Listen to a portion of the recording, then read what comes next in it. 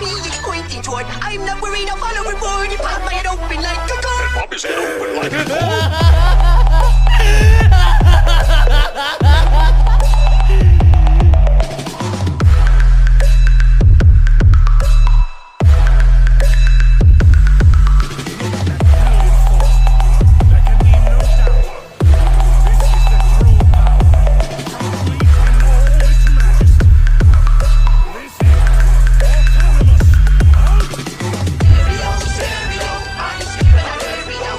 इस एपिसोड की स्टार्टिंग में हम देखते हैं गोकू और सैन एम्पायर को।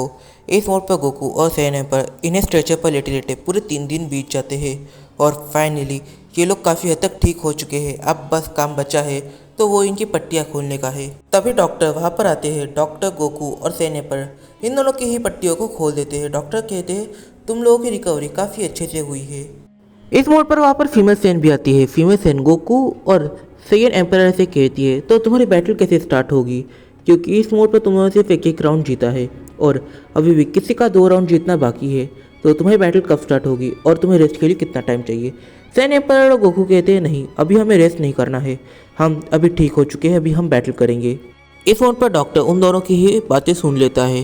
डॉक्टर गोकू और सैन एम्पायर से कहता है इस मोड पर तुम लड़ने के लिए बिल्कुल फिट हो, पर फिर भी मैं तुम्हें सजेस्ट करूंगा कि तुम्हें 1 महीने बाद बैटल करनी चाहिए, वो तुम्हारे हेल्थ के लिए काफ़ी अच्छा रहेगा। फीमेल सैन डॉक्टर की इस बात से एग्री करती है, पर गोकू और सैन एम्पायर कहते हैं नहीं, हमें अभी अभी लड़ना है। 3 दिन के रेस्ट के बाद फाइनली गोकू और सैन एम्पायर ये दोनों बैटल करने वाले थे। गोकू इस मोड पर बैटल रिंग में खड़ा था और सैन एम्पायर ठीक उसके सामने खड़ा था। इन दोनों की ही बैटल स्टार्ट हो जाती है, पर यह बैटल उतनी ज़्यादा स्ट्रेंथ के मामले में नहीं थी जितनी उनकी पहले वाली बैटल थी, क्योंकि इस मोड पर वो दोनों सीरियसली 2 घंटे पहले स्ट्रेचर से उठे थे और उन लोगों ने सीधा बैटल करना चॉइस किया।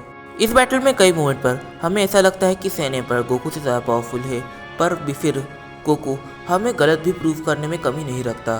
गोकू और सैन एम्पायर अपनी फुल मैक्स पावर के साथ बैटल कर रहे थे। इन दोनों की बैटल काफ़ी लंबे टाइम तक चलती है, पर इस बैटल को जीतता है गोकू।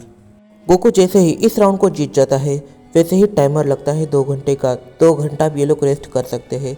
इस मोड पर गोकू बैटल को जल्दी जल्दी ख़त्म करना चाहता था, पर ये रूल है तो उसे रूल मानने पड़ेंगे। बट हाँ, इस मूवमेंट पर स्कोर जो हुआ है वो हुआ है गोकू के 2 पॉइंट्स और सैन एम्पायर का 1 पॉइंट। गोकू एक जगह पर शांति से बैठा हुआ था, तभी वहाँ पर फीमेल सैन गोकू के बाजू में आकर बैठ जाती है। फीमेल सैन गोकू के कान में कहती है कि अपनी ये जो ट्रांसफॉर्मेशन है इस ट्रांसफॉर्मेशन के ऊपर फोकस करो, बैटल के अंदर इसके हर एक मूवमेंट को परफेक्ट करने पर ध्यान दो और देखो क्या होने वाला है। इसे किसी बैटल की तरफ मत देखो, इसे अपनी ट्रेनिंग की तरफ देखो। गोकू फीमेल सैन की ये बात सुनकर कहता है हाँ फीमेल सैन, तुम बिल्कुल सही कह रहे हो, मुझे ऐसा ही करना चाहिए। मैं इस बैटल को कुछ ज़्यादा ही सीरियस ले रहा था, ये सब तो एक फ्रेंडली बैटल है। इस मोड पर सैन एम्पायर जहाँ पर बैठा था उसके साइड में कुंबर भी बैठ जाता है। कुंबर सैन एम्पायर से कहता है तुम इतने कमज़ोर नहीं हो, तुम्हें अपनी लिमिट्स को पुश करना पड़ेगा। मैं जानता हूँ तुम पहली बार एक सैन एम्पायर के तौर पर बैटल कर रहे हो और पहला ही ओपोनेंट तुम्हारे लिए इतना पावरफुल आया है, पर तुम इसे हरा दोगे, मुझे तुम पर भरोसा है। फिर सेकेंड राउंड की स्टार्टिंग होती है। अब इस राउंड में क्या होने वाला है ये हम लोग एक्सपेक्ट नहीं कर सकते, क्योंकि इसके अंदर गोकू और सैन एम्पायर दोनों ही अब तक की उनकी सबसे पावरफुल ट्रांसफॉर्मेशन के साथ लड़ रहे थे। अगर इस मूवमेंट पर गोकू इस राउंड को जीत जाता है इसका मतलब कि वो जीत गया, पर अगर इस राउंड को सैन एम्पायर जीत जाता है तो सैन एम्पायर को और एक राउंड जीतना पड़ेगा गोकू से जीतने के लिए। इस मोमेंट पर गोकू और सैन एम्पायर दोनों ही अपनी फुल पावर के साथ लड़ रहे थे। इन दोनों का ही क्लैश काफ़ी ज़्यादा डेंजरस होता जा रहा था। इस मोमेंट पर इन दोनों की पावर बैटल करते करते बढ़ रही थी। इन दोनों की बैटल काफ़ी ज़्यादा डेंजरस होती जा रही थी। इस बैटल को सब लोग देख रहे थे। इस मोमेंट पर इन दोनों की बैटल में अचानक से काफ़ी ज़्यादा अजीब चीज़ होती है। हम देखते हैं सैन एम्पायर अचानक से ट्रांसफॉर्म होने लग जाता है। ये देखकर गोकू काफ़ी ज़्यादा शॉक हो रहा था।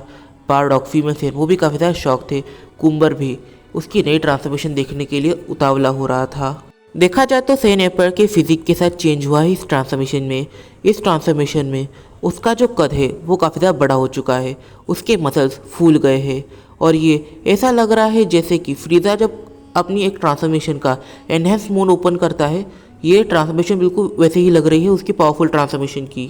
इस ट्रांसफॉर्मेशन में उसकी ओवरऑल फिजिक ही चेंज हो गई। उसके कंधे काफ़ी ज़्यादा फूले हुए लग रहे थे, बट इस मोमेंट पर उसके चेहरे पर एक ईगल स्माइल जैसी लग रही थी और उसके बाल भी काफ़ी ज़्यादा बड़े लग रहे थे। तो हाँ, ये उसकी एनहांस मोड है और इसके अंदर वो पावरफुल हो चुका है। अपनी इस ट्रांसफॉर्मेशन में सैन एम्पर गोकू को डिफीट करने में कामयाब हो जाता है।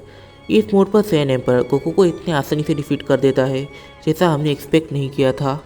गोकू जो उसे 2 घंटे का टाइम मिला है, उस 2 घंटे के टाइम के लिए गोकू एक जगह पर बैठ जाता है।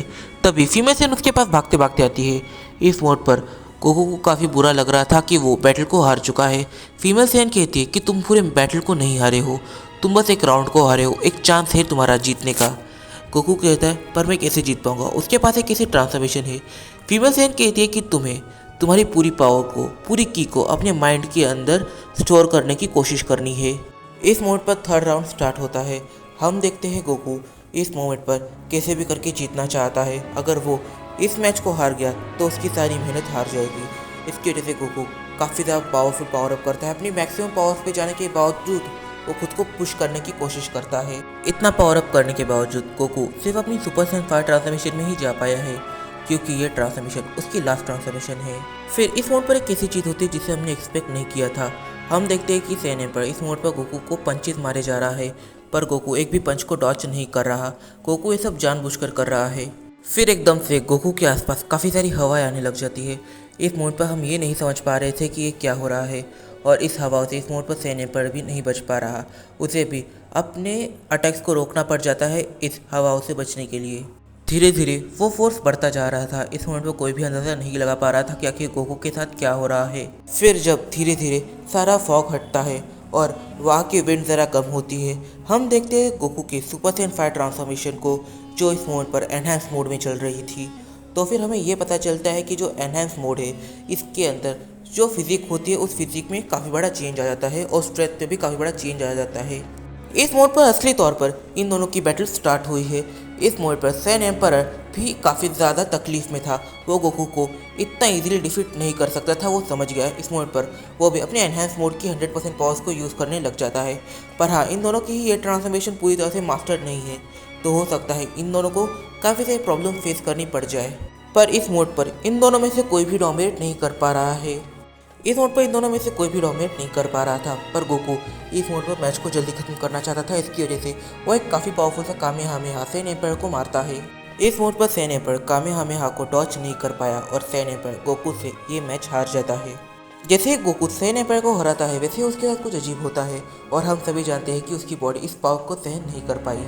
फीमेल सैन देखती है कि सैन एम्पर ने अपना सील ड्रॉप किया है। फिर उसकी नजर जाती है गोकू पर, जो इस मोड पर गिर चुका है। फीमेल सैन बारडॉग से कहती है, सैन बारडॉग, मुझे मानना पड़ेगा, तुम्हारा बेटा सच में एक ब्रिलियंट इडियट है, क्योंकि इसने सीरियसली किसी ट्रांसफॉर्मेशन को अचीव किया जिस ट्रांसफॉर्मेशन को सैन एम्पर भी अचीव नहीं कर पाते। और उस ट्रांसफॉर्मेशन को अचीव करने के बाद वो अपनी माइंड पावर कम होने की वजह से गिर गया।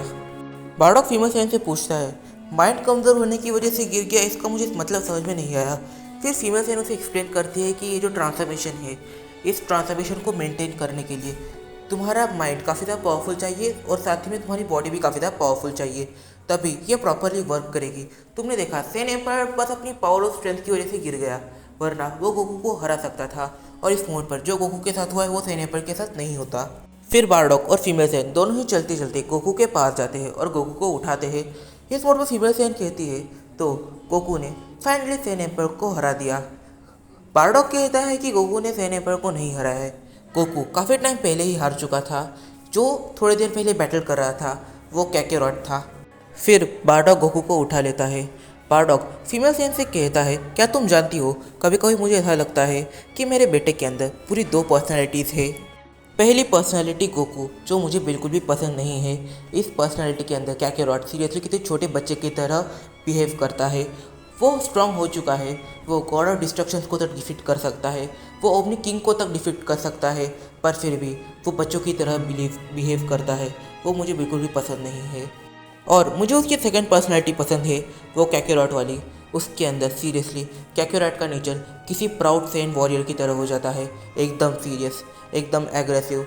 एक शब्द उसके आगे गलत बोलो, नहीं तुम्हें वो तुम्हारी नानियाँ दिला देगा, तो मेरा नाम बारडॉग नहीं। इस मोड पर फीमेल सैन बारडॉग की सारी बातें एकदम क्लियरली सुन रही होती है। फीमेल सैन इस मोमेंट पर यह जान पाती है कि बारडॉग सीरियसली गोकू पर काफ़ी ज़्यादा प्राउड करता है, और इस मोमेंट पर बारडॉग और गोकू इन दोनों का बॉन्ड काफ़ी अच्छा हो चुका है। फीमेल सेन बारडॉग से कहती है, तुम्हारी इस बात पर मैं एग्री करती हूँ। कई सारे मोमेंट ऐसे होते हैं जहाँ पर कोकू किसी छोटे बच्चे की तरह बिहेव करता है और वो चीज़ ज़रा सी अनोइंग लगती है, पर जब वो अपने वॉरियर स्टेट में होता है तब उससे एक वॉरियर के गैंगस्टर की वाइब भी आती है।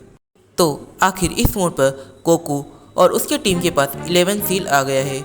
तो आखिर इन सील का काम क्या है और इन्हें अचीव करने के लिए सेन एम्परर्स को हराना क्यों पड़ता है?